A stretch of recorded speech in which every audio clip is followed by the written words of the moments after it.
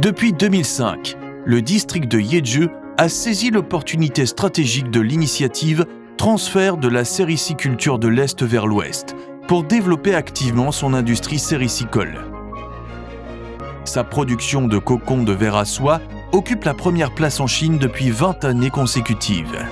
Cependant, cette industrie a autrefois été confrontée à plusieurs défis. Une concentration sur la transformation primaire, des élevages domestiques de petite taille et éparpillés, un manque de soutien technique et un développement limité des sous-produits. Depuis 2019, le district de Jeju a renforcé, complété et prolongé la chaîne industrielle mûrier verre à soie, cocon soie, améliorant continuellement son organisation et renforçant de manière significative la compétitivité du secteur ainsi que ses bénéfices globaux.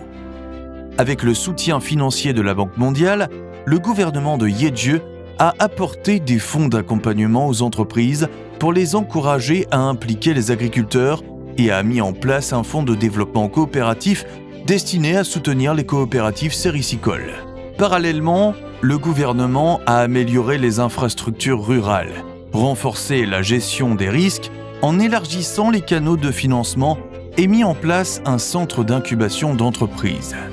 我们通过4行项目，宜州3产产业实施了全产业链统筹发展。一方面是通过企业、合作社、农户合作的模式，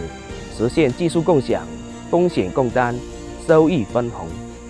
另一方面是技术赋能和多元征收的路径，确保产业发展红利直达农户。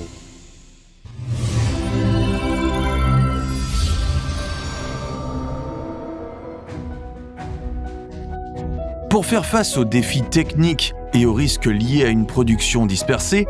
le gouvernement local a aidé les agriculteurs à créer des coopératives professionnelles, les a accompagnés dans la construction d'installations d'élevage normalisées et de grande ampleur, séparées pour les jeunes vers à soie et les vers matures, améliorant ainsi le taux de survie des jeunes vers, et a assuré une formation technique aux membres des coopératives. Les coopératives ont intégré les agriculteurs locaux comme actionnaires, en particulier ceux issus d'anciens foyers démunis, afin qu'ils puissent bénéficier de l'essor de l'industrie. En 2024, 14 coopératives ont recruté 898 foyers actionnaires, dont 80,28% sont sortis de la pauvreté, certains membres recevant des dividendes annuels dépassant 3000 yuan.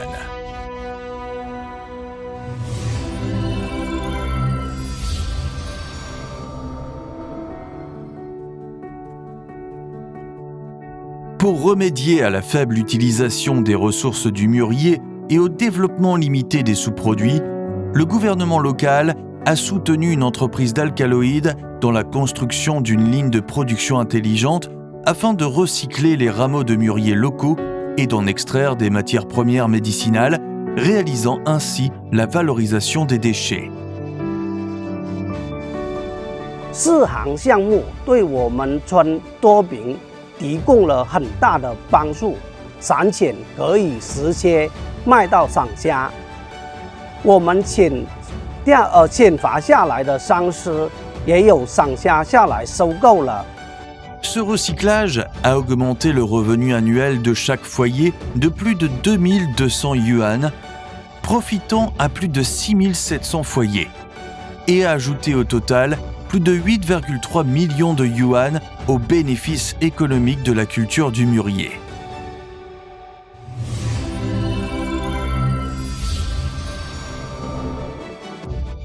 Pour remédier à l'instabilité des revenus,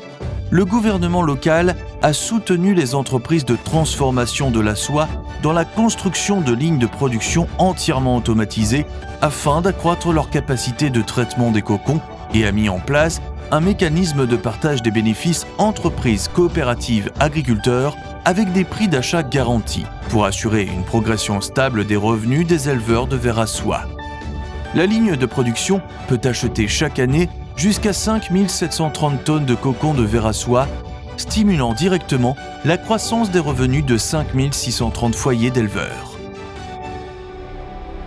L'expérience de Yeju montre que la construction d'une chaîne industrielle complète, impliquant l'ensemble des acteurs, est une solution bénéfique tant pour les revenus des agriculteurs que pour la croissance du secteur. En 2024, les coopératives, les entreprises et les agriculteurs soutenus par le gouvernement local, grâce au projet de la Banque mondiale, ont conjointement généré 322 millions de yuan pour l'ensemble de la chaîne industrielle.